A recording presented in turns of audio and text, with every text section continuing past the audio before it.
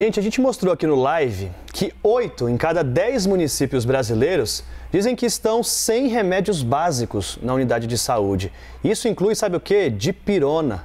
Até dipirona está faltando ali nas farmácias populares. São medicamentos também para tratamento de doenças crônicas ou até de sintomas mais leves. Além disso, pelo menos 8 estados e o Distrito Federal enfrentam a falta de contraste para exames como tomografias. E sobre esse cenário que a gente vai conversar agora ao vivo com a Débora Melec, que é representante da Federação Nacional dos Farmacêuticos no Conselho Nacional de Saúde. Débora, muito bem-vinda ao Live CNN. Boa tarde. Boa tarde. Como vamos?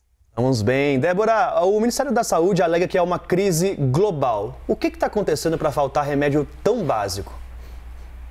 Na verdade, eu coloco como 3 grandes eixos principais e que o governo federal precisa tomar uma atitude com a máxima urgência, observando previamente que não são ações desconectadas, elas precisam ser simultâneas para nós termos um resultado positivo, né? O primeiro aspecto que eu quero abordar com vocês é que o Brasil tem uma dependência externa muito grande. Ainda hoje, nós dependemos, pelo menos, de 90% dos insumos farmacêuticos provenientes da China e da Índia. E aí, junto a esse contexto de dependência de insumos externos, e quando a gente se vê diante de guerras, como está agora na Ucrânia, isso acaba refletindo diretamente no nosso país. E isso é bastante grave. E por isso existe a necessidade do Brasil buscar a sua autossuficiência. E o que eu quero dizer com a sua autossuficiência?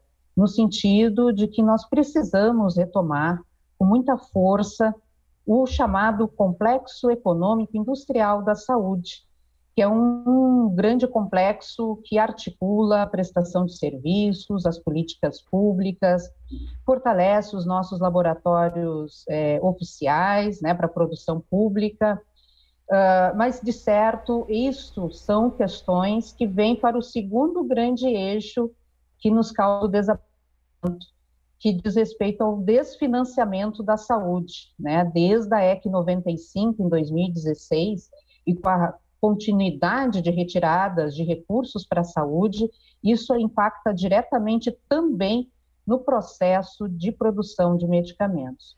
E um terceiro grande eixo que eu compartilho é que existe uma necessidade de uma agenda regulatória dos preços dos medicamentos. Hoje nós temos a CIMED, né, com a Secretaria da Agência Nacional de Vigilância em Saúde, mas precisamos avançar para uma agenda regulatória realmente para que a gente possa dirimir os problemas que tem entre a tabela da CIMED e a prática real de mercado. Então, esses, assim, inicialmente, 3 principais eixos que causam e cada vez está numa piora muito grande, um grande caos de acesso a medicamentos.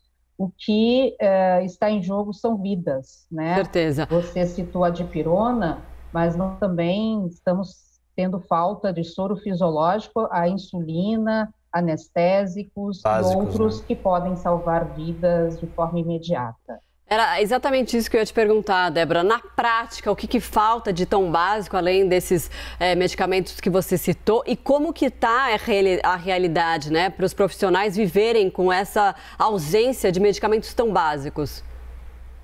Olha, a realidade está bastante dura, eu vou usar esta palavra, porque os prescritores, em particular os médicos, mas também os demais, precisam buscar alternativas para que aquele paciente não fique sem o seu medicamento.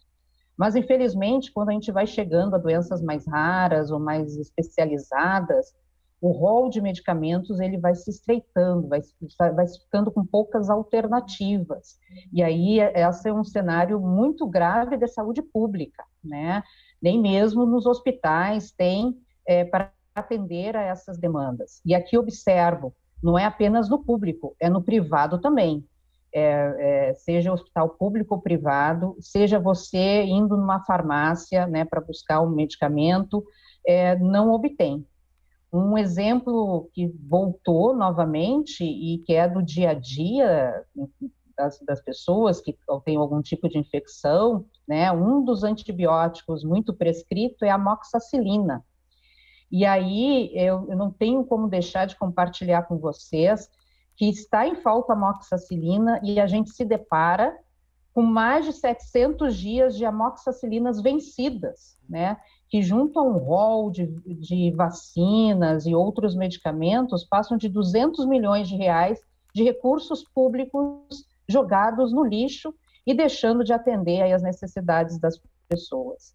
Então, é um cenário bastante grave e que a cidadã e o cidadão brasileiro precisa estar bem atinado a essa situação. Nossa, alarmante o que você traz para a gente, Débora. Muito obrigado por conversar conosco aqui no Live CNN. Até uma próxima. Até um abraço.